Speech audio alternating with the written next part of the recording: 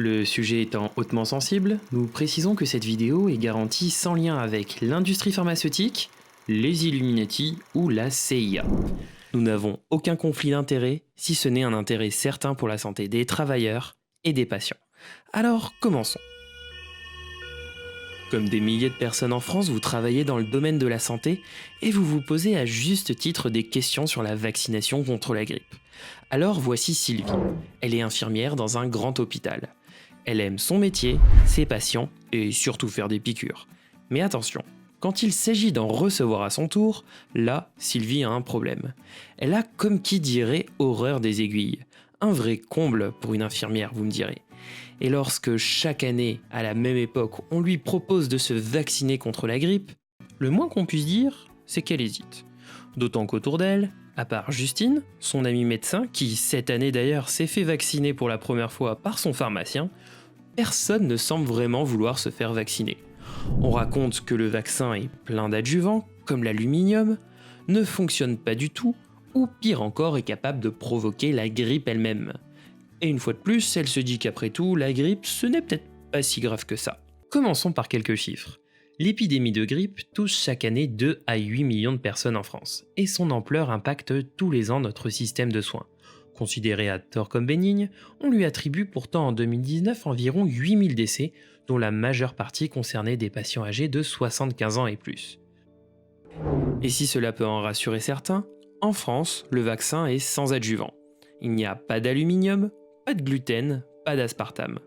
Et pour l'adulte, le vaccin est un vaccin inactivé. Mais qu'est-ce que ça veut dire exactement ? Eh bien, cela revient à prendre le virus, lui faire passer les pires tourments pour en mettre un petit bout dans le vaccin. Il ne peut donc en aucun cas donner la grippe. C'est un vaccin qui est extrêmement bien toléré et qui a très largement fait la preuve de sa sécurité, y compris chez la femme enceinte. Sa principale contre-indication est l'allergie à l'œuf.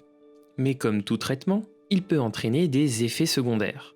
Douleurs et rougeurs au point d'injection dans 10 à 40% des cas, et pour environ 20% des vaccinés, quelques courbatures, fatigues ou maux de tête qui passent généralement en moins de 48 heures et sans traitement. Les réactions allergiques graves sont extrêmement rares, environ 1 cas par million de doses vaccinales.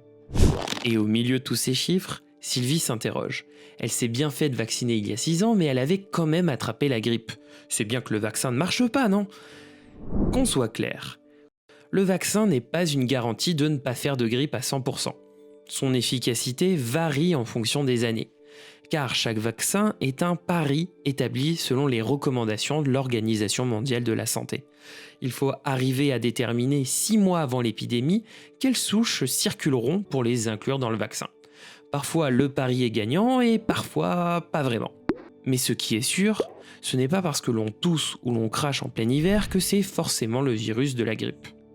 Une méta-analyse récente sur le sujet estime que pour une saison grippale et sans vaccination, 230 adultes en bonne santé sur 10 000 sont à risque de contracter la grippe. Maintenant, si on vaccine ces 10 000 adultes, ils ne seront plus que 90 à l'attraper. Si le risque chez l'adulte sain ne semble pas spectaculaire, les professionnels de santé constituent, selon certaines études, un groupe à risque plus élevé de contracter la grippe et de participer à sa propagation nosocomiale dans les établissements de soins. C'est pour cette raison que la vaccination contre la grippe est fortement recommandée chez les professionnels de santé. Ainsi, si Sylvie se vaccine, elle augmente ses chances de protéger non seulement ses patients, mais aussi sa famille. Cela s'appelle la vaccination altruiste.